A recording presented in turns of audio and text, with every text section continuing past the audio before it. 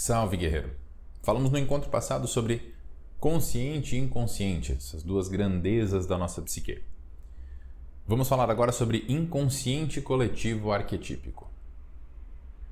O inconsciente coletivo arquetípico é a pré-programação do teu cérebro. Se você entende um pouquinho de informática, pensa o seguinte. Existe o código-fonte do Windows, né? A maneira como tudo aquilo foi escrito, foi codificado. Aí aquilo é compilado e vira um sistema cheio de processos, cheio de maneiras que ele funciona e tem uma interface que ele mostra para o usuário lá na frente. O usuário que está lá do lado de fora interage com essa interface. Essa interação se dá nesse nível superficial. Só que tudo que comanda isso que está acontecendo são esses processos. E dentro do ser humano, esses processos vão se adaptando, vão mudando, vão iniciando, vão parando. No computador funciona mais ou menos assim, mas de uma forma menos adaptável e com menos inteligência artificial, né, com menos inteligência, menos processamento do que o ser humano. O usuário lá na frente não vê esses processos acontecendo. E também não vê o código-fonte, que é a base de criação desses processos. No ser humano funciona assim. Você nasce. Lembra que eu falei que quando nasceu, não existe divisão entre consciente e inconsciente, é tudo meio borrado. Mas o teu cérebro já vem pronto para, num certo ponto da vida, desenvolver consciente e inconsciente. Ninguém ensinou para ele que ele precisava absorver informações e criar um personagem. Ele já vem pronto para fazer isso, mas ele não nasceu com isso feito. Percebe? Essa informação não nasceu pronta, mas ele veio programado para, num certo ponto da vida, adotar esse formato. Essa programação que fica por trás de tudo e que vai dando esses comandos, que dá essa trilha por onde o desenvolvimento da tua psique acontece, é o inconsciente coletivo. Por que coletivo? Porque todos nós temos. Porque é a pré-programação da nossa psique. Antes mesmo do momento do nascimento. E como todos nós temos, possui memórias de toda a humanidade. Eu não estou falando aqui de um ponto de vista energético, transcendental, místico. Isso aqui eu estou falando de psicologia. A base desse movimento, a base do movimento Caminho Quádruplo é psicologia junguiana. Psicologia profunda ou psicologia analítica, o nome que você preferir. Foi Jung que entendeu a existência desse inconsciente coletivo. Como é que ele chegou nesse ponto? Onde é que ele percebeu essa evidência da existência dessa grandeza? Eu vou citar aqui alguns exemplos para clarificar a existência disso para você. Um exemplo que eu citei numa aula anterior foi da criança nascer sabendo chorar. Ninguém ensina um bebê a chorar. Ninguém ensina um bebê a respirar. Ninguém ensina o teu coração a bater. Esses comandos já vêm pré-prontos. Um pato, quando ele quebra o ovinho e ele sai do ovo, ele olha ao redor, vê uma criatura maior do que ele e mãe. Pode ser um gato, pode ser um ser humano. Mas preenche o arquétipo mãe que existia na psique do patinho que acabou de nascer.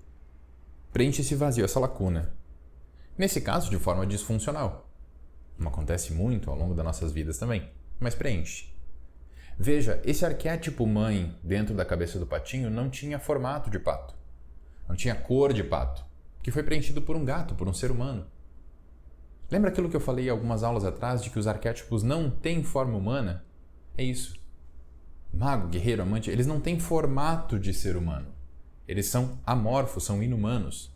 Para que nós tomemos consciência deles, precisamos dar um formato que faça sentido para nós. E aí eu conecto de novo com a aula sobre abertura de portais e tudo mais. Então vê.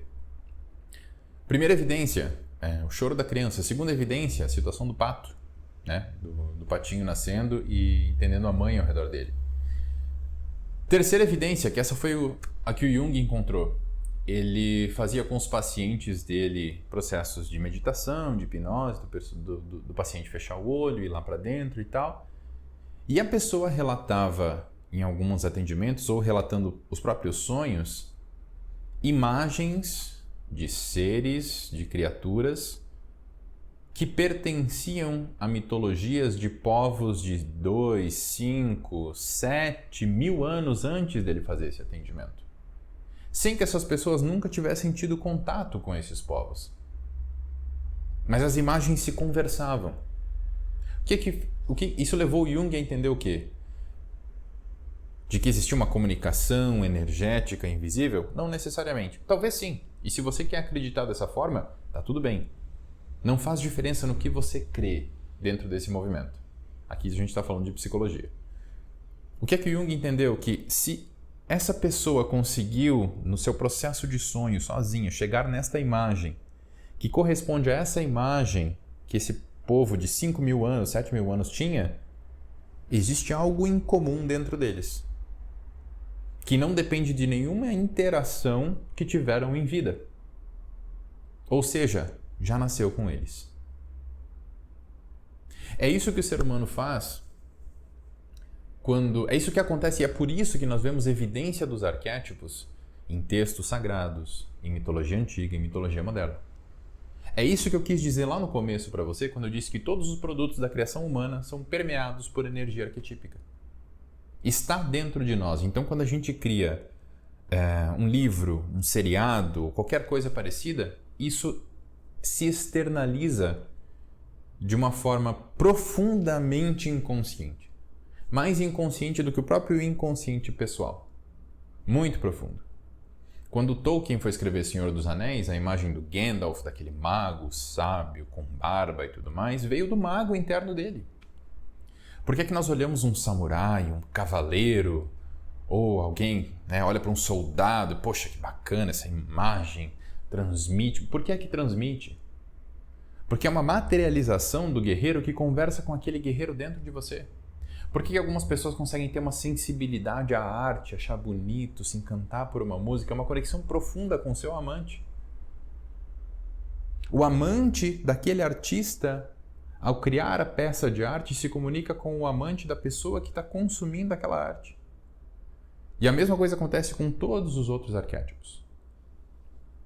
Jung teorizou inúmeros arquétipos para a nossa psique. Para dentro desse caminho, os dois autores que embasam esse movimento, Robert Moore e Douglas Gillette, teorizaram 4 para a psique masculina: mago, guerreiro, amante e rei. Através desse ensinamento que eles dois conseguiram categorizar, na próxima aula eu vou explicar um pouquinho, nas próximas aulas eu vou explicar um pouquinho melhor sobre isso, nós conseguimos ter uma linha, uma trilha para ser seguida em relação ao que é ser homem, em relação ao nosso desenvolvimento, o nosso caminho para um ser homem íntegro, equilibrado. E essa foi a nossa aula sobre inconsciente coletivo arquetípico.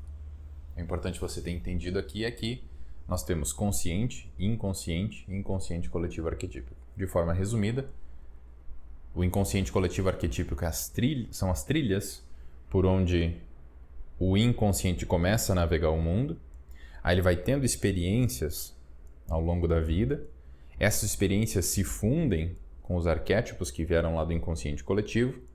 Dentro da psicologia analítica a gente diz que formam o que a gente chama de complexos, a gente não vai olhar dessa forma aqui nesse movimento, e esses complexos que vão dar os direcionamentos para o nosso consciente agir lá na frente. E era isso que eu tinha para falar para você. Até a próxima aula, guerreiro.